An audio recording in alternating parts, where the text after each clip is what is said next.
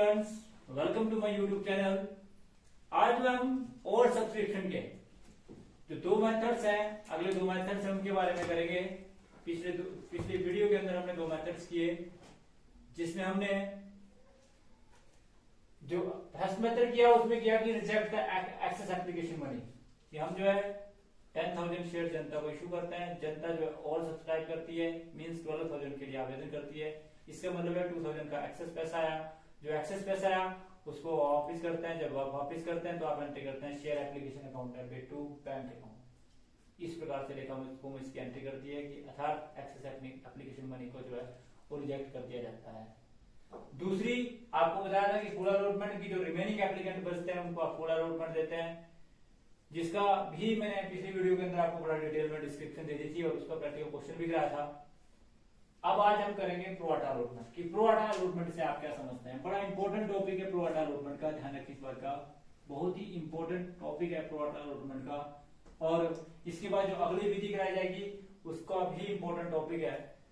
तो pro rata allotment में क्या होता है? प्रोराटा अलॉटमेंट का मतलब होता है कि जब आवेदकों को उनके द्वारा आवेदन किए गए अंशों के अनुपात में अंश आवंटित किए जाते हैं, उसको आप बोलते हैं प्रोराटा अलॉटमेंट। कि मान लो फॉर एग्जांपल आपने जनता ने आवेदन किया 20,000 शेयर के लिए, जबकि आपने इशू किए थे 10,000। इसका मतलब है कि जितने शेयर आप इशू कर सकते हैं उससे ज्यादा आप मंगवा नहीं सकते हैं। अब आपके पास कंडीशन ये भी है कि एक्सेस पैसा आ गया। एक्सेस जो पैसा आया उसको आप प्रोराटा अलॉटमेंट करते हैं। प्रोराटा अलॉटमेंट करने का तरीका है जिसके अंदर आप क्या करते हैं कि आवेदकों द्वारा उनके द्वारा आवेदन किए गए अंशों के अनुपात में अंश आवंटित करना। क्योंकि कंपनी पब्लिक कंपनी है, पब्लिक कंपनी में किसी भी शेयर होल्डर के साथ किसी भी प्रकार की कोई भी जो है ऐसा नहीं किया जाता कि ये अपना या ये पराया, इस प्रकार का मतलब पार्शियलिटी नहीं की जाती है। तो इसका मतलब है कि इसके अंदर जो है हम प्रोराटा अलॉटमेंट करते हैं। प्रोराटा अलॉटमेंट में क्या करते हैं कि जिन बंदों ने 2 शेयर के लिए अप्लाई किया उन बंदों को हम 1 शेयर देंगे। इसको बोलते हैं प्रोराटा अलॉटमेंट, क्योंकि उनके द्वारा आवेदन किए गए अंशों के अनुपात में अंश आवंटित करना जो है वो प्रोराटा अलॉटमेंट कहलाता है। तो प्रोराटा अलॉटमेंट की कंडीशन में आप क्या करते हैं?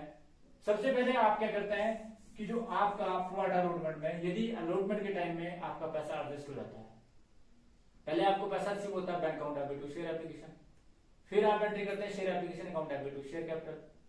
क्योंकि एप्लीकेशन के टाइम में एक्सेस पैसा था, पहली कंडीशन के आप अंदर आपने पढ़ा कि आप उस पैसे को वापस कर देते हैं, इसलिए आप एंट्री करते हैं share application account debit to share capital to bank, मतलब पैसा वापस कर दिया आपने। परंतु अब आपने प्रोराटा अलॉटमेंट करना है। प्रोराटा अलॉटमेंट करने का मेन मोटिव ये होता है कि कई बारी जो आपकी कंपनी है वो ये सोचती है कि अगर हम इस पैसे को वापस करते हैं तो हमने फिर उनसे अलॉटमेंट मंगानी, हमने उनसे फर्स्ट कॉल मंगानी, हमने फिर उनसे सेकंड कॉल, फिर फाइनल कॉल मंगानी। इस प्रकार से उनके पैसे को वापस ना करने के स्थान पर उनके पैसे को एडजस्ट कर दिया जाता है। और एडजस्ट यदि करते हैं तो आप एंट्री करते हैं, पहले आप एंट्री करते हैं कि शेयर एप्लीकेशन मनी को जितना पैसा कैपिटल का उसको कैपिटल में ट्रांसफर कर देते हैं। फिर जो बचता है यदि वह अलॉटमेंट के लिए में ही एडजस्ट हो जाता है तो आप एंट्री करते हैं share application account debit to share allotment, share application account debit to share capital और टू शेयर अलॉटमेंट। अलॉटमेंट में एडजस्ट हो गया। अब आपके पास यदि पैसा नहीं बचा आपका काम नहीं समाप्त हो गया। परंतु यदि फिर भी पैसा बच गया तो जितना पैसा अलॉटमेंट में एडजस्ट हो उतना अलॉटमेंट में एडजस्ट कर दिया और बाकी वो कॉल सेंटर में कर दिया, फिर आप कॉल सेंटर में कर देते हैं। तो इस प्रकार से जो है वो प्रोराटा अलॉटमेंट की जाती है। अब जो चौथा मेथड है जो व्यवहारिक रूप से सबसे अधिक अपनाया जाता है और जिसके लिए आपको मैंने बताया कि आने वाली अगली वीडियो में इसको एनालिटिकल टेबल के माध्यम से भी आपको बड़े ध्यान से समझाया जाएगा कि किस प्रकार से सारे के सारे पैसे को एडजस्ट करते हैं। क्योंकि छोटा मोटा अमाउंट को एडजस्ट करने में, कैलकुलेशन करने में आपको दिक्कत का सामना नहीं करना पड़ता है। परंतु जब ऐसा होता है कि जिस कंपनी की गुडविल बहुत अधिक अच्छी होती है, वह जितने शेयर आवेदन करती है उससे कई गुना जनता से आवेदन आ जाता है, तो ऐसी कंडीशन के अंदर जो है वो किस प्रकार से उसकी कैलकुलेशन करते हैं वो एनालिटिकल माध्यम से ही किया जाता है। परंतु बात आती है कि वो मेथड है क्या। उस मेथड के अंदर है कि आप प्रोराटा भी करते हैं, सम वन को रिजेक्ट भी करते हैं, सम को फुल अलॉटमेंट भी करते हैं। अर्थात जितने 3 मेथड आपने किए उन सारे मेथड का कंबाइंड जो होता है वो इस मेथड के अंदर होता है। और इसके अंदर जो आप किस प्रकार से लिखा उसको हम एंट्री करते हैं, दैट इज वेरी कि किस प्रकार से जो आप इसको दिखाएंगे वो ज्यादा इंपॉर्टेंट है। तो उस कंडीशन के अंदर सबसे पहले मैंने आपको बताया कि आपके पास कंडीशन होगी कि reject the someone, application money, full allotment to someone and pro rata allotment to someone. इस प्रकार से आपके पास ये कंबाइंड होगा तो आपने किस प्रकार से लेखा पुस्तकों में इसकी एंट्री करते हैं। कंडीशन है कि रिजेक्ट द समवन। कुछ एप्लीकेंट ऐसे होते हैं कि जिनको रिजेक्ट किया जाता है। रिजेक्ट अपनी कंपनी अपनी मर्जी से नहीं करती है, उसके लिए कुछ कंडीशन लगती हैं। जैसे फॉर एग्जांपल पब्लिक कंपनी का कोई भी शेयर होल्डर नहीं बन सकता यदि वह 200 से कम शेयरों के लिए आवेदन करे। नंबर 2 बात कि अगर टोटल राशि जो है, ये तो प्रोविजन की बात बताई मैंने। प्रैक्टिकल क्वेश्चन जब आप करेंगे तब तो आपको क्वेश्चन के अंदर आपको लिखा होगा कि इतने शेयर आपने रिजेक्ट कर दिए, परंतु मैं एक प्रोविजन की बात भी कर रहा हूं कि कंपनी प्रोविजन क्या बोलता है, कंपनी एक्ट क्या बोलता है। कंपनी एक्ट ये बोलता है कि कोई भी आवेदक यदि 200 से कम शेयरों के लिए आवेदन करे, विशेषकर पब्लिक कंपनी की बात कर रहा हूं, यदि 200 से कम शेयर के लिए आवेदन करे तो उनको आप शेयर आवंटित नहीं करते हैं। ऐसा करने का मेन कारण क्या होता है, कंपनी एक्ट ऐसी रिस्ट्रिक्शन हो जाता है। नंबर 2 बात, यदि टोटल अमाउंट जो है 2000 रुपए से कम का है तो उन शेयर होल्डरों को भी कंपनी जो है शेयर आवंटित नहीं करती है। तो इसका मतलब है कि कंपनी ने पार्शियलिटी नहीं करी, बल्कि समवन इज रिजेक्टेड। रिजेक्टेड क्या हो गया, रिजेक्ट होने का कारण क्या हुआ कि उन्होंने कानूनी औपचारिकताओं को पूरा नहीं किया। और जिन आवेदकों को आप शेयर आवंटित नहीं करते हैं उन्हें लेटर ऑफ रिग्रेट, जिसको आप बोलते हैं सांत्वना टाइप का एक पत्र दिया जाता है, जिसमें लिखा जाता है कि या तो उनकी कंडीशन ये होती है कि वह एलिजिबल नहीं है, क्योंकि कंपनी एक्ट उनको प्रोवाइड करता है, उनको बाध्य करता है कि आपको हम शेयर आवंटित कर नहीं सकते हैं। नंबर 2 बात, या फिर हमें इतने पैसे की आवश्यकता नहीं है, हम आपको आवंटन अंशों के अनुपात में अंश आवंटित कर रहे हैं, अदरवाइज उनको आवंटित करने के बाद भी हमारे पास जो एक्सेस पैसा आ गया, इसलिए हम इसको आपको बाइजेत वापस कर रहे हैं। आपके बैंक खाते में या जो भी उन्होंने अकाउंट नंबर दिया होता है उसमें उसको जमा कर दिया जाता है। तो ऐसा कर दिया जाता है। अब बात आती है कि जब एक स्टूडेंट्स के पॉइंट ऑफ व्यू से अगर बात करें कि स्टूडेंट पॉइंट ऑफ व्यू से अगर उसको समझाने की बात करें कि आपको इस क्वेश्चन को कैसे करना है, that is more important as compare to act. तो वहां जब बात आती है तो उसमें क्वेश्चन के अंदर क्लियर लिखा होता है कि समवन इज रिजेक्टेड, समवन को प्रो राटा अलॉटमेंट, समवन को 50% और सम को जो है आपने ऐसे देना है, फुल अलॉटमेंट देनी है। उसमें क्लियर क्वेश्चन के अंदर लिखा होता है। उसी क्वेश्चन की जो आपका थ्योरेटिकल पोर्शन है उसको आपने प्रैक्टिकल इंप्लीमेंटेशन बिल्कुल वैसे ही देनी है। अब कि इसका जर्नल एंट्री कैसे की जाएगी, कि भी सारा का आपने जर्नल एंट्री करनी है। तो मैंने आपको बताया कि सबसे पहले आप शेयर एप्लीकेशन मनी को ट्रांसफर करेंगे शेयर कैपिटल में, जिसके लिए आप एंट्री करेंगे। पहले आपको शेयर एप्लीकेशन का पैसा रिसीव हुआ, आपने एंट्री करी bank account apply to share application. जब आपको पैसा रिसीव होगा तो आप एंट्री करेंगे bank account apply to share application. इसकी सिंपल एंट्री करेंगे bank account apply to share application. ये एंट्री करेंगे आप bank account apply to share application. फिर शेयर एप्लीकेशन मनी को being share application money receive, फिर आप क्या करेंगे कि शेयर एप्लीकेशन मनी को जहां तक एडजस्ट हो एडजस्ट करेंगे। सबसे पहले शेयर कैपिटल में एडजस्ट करेंगे, जिसके लिए आप एंट्री करेंगे share application account apply to share capital account. फिर यदि पैसा बच गया तो आप जो है उसको अलॉटमेंट में एडजस्ट करेंगे टू शेयर अलॉटमेंट, क्योंकि क्वेश्चन के अंदर बोला है। फिर भी यदि पैसा बच गया, अगर कॉल्स इन एडवांस में एडजस्ट हो सकता है तो आप कॉल्स इन एडवांस में एडजस्ट करेंगे to share calls in advance. और अगर फिर भी सारा करने के बाद भी या उसको आपने रिजेक्ट करने को पहले ही बोला है तो जो पैसा बचेगा उसको वापस कर दिया जाएगा टू बैंक अकाउंट। इस प्रकार से जो इसकी लेखा उसको एंट्री करेंगे, जिसकी रिलेशन लिखेंगे being share application money adjusted with capital with allotment with calls and excess money will be refunded. इस प्रकार से जो है वो लेखा पुस्तकों में इसकी एंट्री कर दी जाती है, अर्थात इस पैसे को जो आप इस प्रकार से एडजस्ट करते हैं।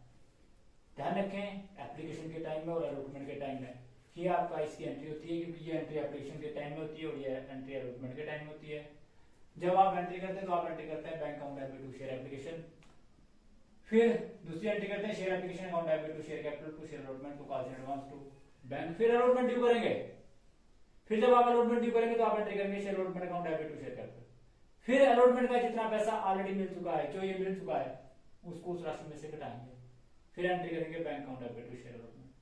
मान लो ये 10,000 मिल गया, 50,000 आपको मिलना है, तो 40,000 की एंट्री की जाएगी। फिर कॉल से एडवांस में जितना जिस काल का है, फर्स्ट काल का है तो फर्स्ट काल का कितना है, फंड काल का कितना है, उस टाइम में एडजस्ट किया जाएगा। अगर फर्स्ट काल ड्यू की जाएगी तो आप एंट्री करेंगे share first call account debit to share capital. फिर पैसा फर्स्ट काल का कितना यहाँ पर मिल रहा है वो देखना है आपने, वो घटाना है किसमें से, फिर जब आप एंट्री करेंगे bank account debit to share first call. फिर फाइनल काल ड्यू करेंगे share final call account debit to share capital.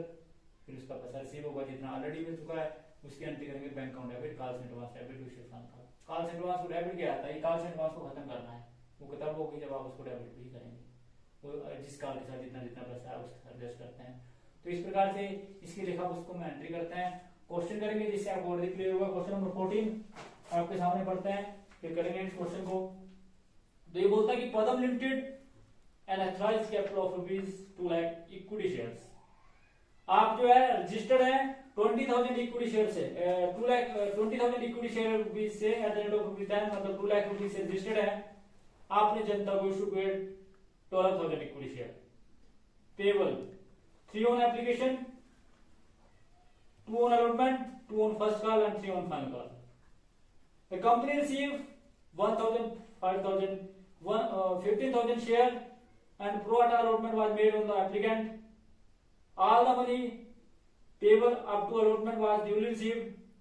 Company accept the one shareholder जिसके पास 1,600 shares थे failed to pay. Calls money, show journal entry, prepare ledger account and the balance sheet। किस प्रकार से question करेंगे, question आपके सामने करते हैं। Question number 14 journal entries, date, particulars, debit amount और क्रेडिट अमाउंट इन रुपीज। आपने जनता को इशू किए थे 12,000 शेयर, जनता से आवेदन आया 15,000 शेयर का। तो जितने जनता से आवेदन आया उसका एप्लीकेशन का पैसा पहले रिसीव होता है, तो एंट्री करते हैं bank account debit to share application 45,000 और 45,000, जिसके लिए आपने एंट्री करी bank account debit to share application being share application money receive. फिर शेयर एप्लीकेशन मनी को ट्रांसफर करेंगे, क्योंकि क्वेश्चन के अंदर क्लियर लिखा है कि आपने प्रो राटा अलॉटमेंट करनी है।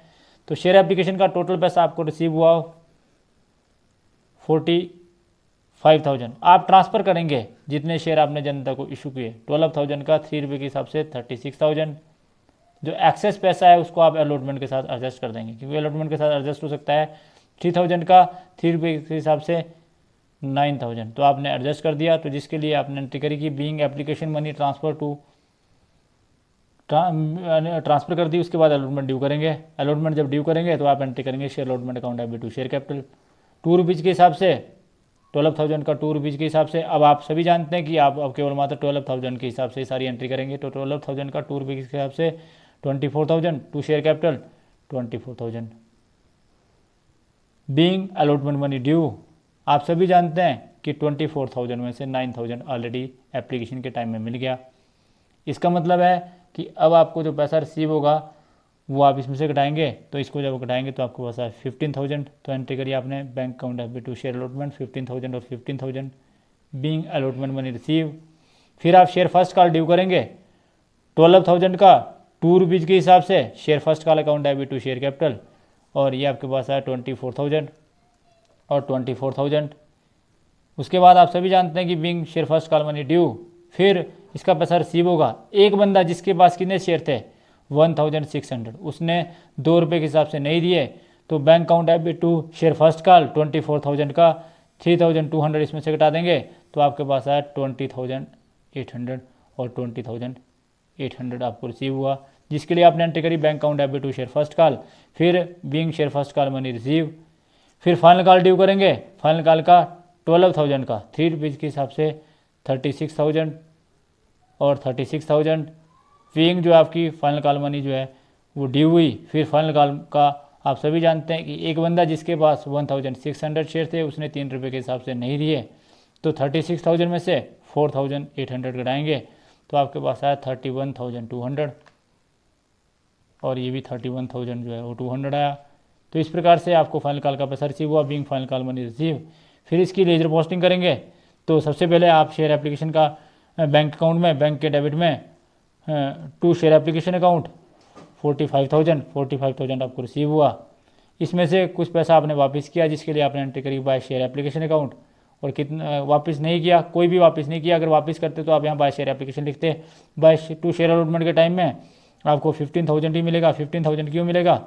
क्योंकि आप सभी जानते हैं कि 9,000 आपको एप्लीकेशन के टाइम में मिल गया। फर्स्ट कॉल के टाइम में आपको 20,800 मिला, और इसी प्रकार से शेयर एंड फाइनल कॉल के टाइम में आपको पैसा मिला to share final second and final call, ये आपको मिला जी 31,200। तो आप अगर इसका टोटल करेंगे, टोटल करने के बाद आपके पास बैंक का बैलेंस आएगा, और ये बैंक का बैलेंस आएगा 1,12,000। तो इस प्रकार से, और इसका जो आप बैलेंस लिखेंगे बाय बैलेंस के एड ऑन, बाय बैलेंस के एड ऑन करेंगे तो आपके पास है 1,12,000। आमने सामने जो है बैंक का टोटल आ जाएगा 1,12,000 और 1,12,000। तो इस प्रकार से अब हम इसकी बैलेंस में सबसे पहले हम नोट ऑफ अकाउंट बनाएंगे। नोट ऑफ अकाउंट में हमने सबसे पहले शेयर कैपिटल निकालनी है। तो हमारे पास एथराइज कैपिटल है 20,000 शेयर्स की at the rate of ₹10 each, that means की 20 लाख। तो ये आपके पास 20 लाख आई। इसकी आपने लेखा पुस्तकों में कोई एंट्री नहीं करनी है क्योंकि एथराइज कैपिटल थी। उसके बाद इशूड कैपिटल 12,000 शेयर की at the rate of ₹10 each, that means 10 lakh. इसकी भी जो लेखा पुस्तकों में कोई एंट्री नहीं आएगी, ये भी आपका टोटल में आ गया। फिर सब्सक्राइब कैपिटल आपने जनता ने आवेदन किया 15,000 शेयर का at the rate of ₹10 each, that means की 1,50,000। ये एक जीरो कम है क्योंकि ये 20,000 शेयर का 10 रुपये के हिसाब से 2 लाख होता है, और 12,000 का 10 रुपीज़ के हिसाब से 1,20,000 होता है, और 15,000 शेयर का 10 रुपीज़ के हिसाब से 1,50,000 होता है। तो इस प्रकार से जो है इस बात का ध्यान रखें आपकी ये। और उसके बाद आपका called up and paid up capital 12,000 at the rate of ₹10 each, that means की 1,20,000, और 1,20,000 में से जो है आप ये घटा देंगे जो कॉल सीनियर है, जो फर्स्ट कॉल की वो 3,200 और फाइनल कॉल की 4,800, दैट इज़ टोटल जो आपका 8,000 आया। तो ये आपके पास आएगा जी, वो कैपिटल का जो बैलेंस आएगा वो आएगा 1,12,000। और कैश एंड कैश इक्विवेलेंट के आइटम बनाएंगे जिसमें कैश एट बैंक, तो ये कैश एट बैंक भी आपने अभी बनाया था, तो ये भी आएगा आपको 1,12,000। तो इस प्रकार से जो है आपने इसको किया। उसके बाद आप इसकी बैलेंस शीट में बैलेंस शीट बनाएंगे। तो पहला कॉलम पर्टिकुलर्स का note of account, amount in rupees और अमाउंट इन रुपीज़। आप सभी जानते हैं इक्विटीज एंड लायबिलिटी में share capital note of account में हमने निकाला था, और ये आपके पास आया 1,12,000, और यहाँ पर भी 1,12,000 ही आएगा क्योंकि इसका बैलेंस जो है इतना ही रहा 1,12,000। उसके बाद असेट साइड में current asset, cash and cash equivalent जिसमें बैंक का बैलेंस दिया है 1,12,000, और 1,12,000 जो है इधर भी 1,12,000 आया। तो इसका मतलब है कि 1,12,000 जो है 1,12,000 के बराबर आए। तो इस प्रकार से ये थी जी आपकी बैलेंस शीट क्वेश्चन नंबर 14 की।